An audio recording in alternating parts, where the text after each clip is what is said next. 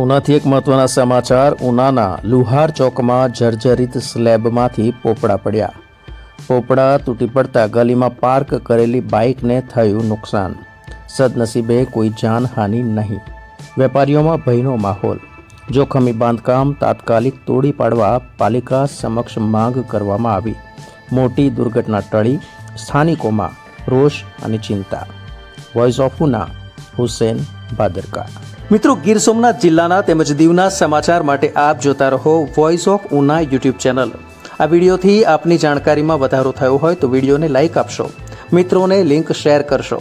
જો આપ પ્રથમવાર અમારી ચેનલ જોતા હો અથવા હજુ સુધી અમારી ચેનલને આપે સબસ્ક્રાઇબ ન કરી હો તો તુરંત સબસ્ક્રાઇબ કરી દેવા વિનંતી કે જેથી જિલ્લાના સમાચારથી આપ વંચિત ન રહી જાઓ।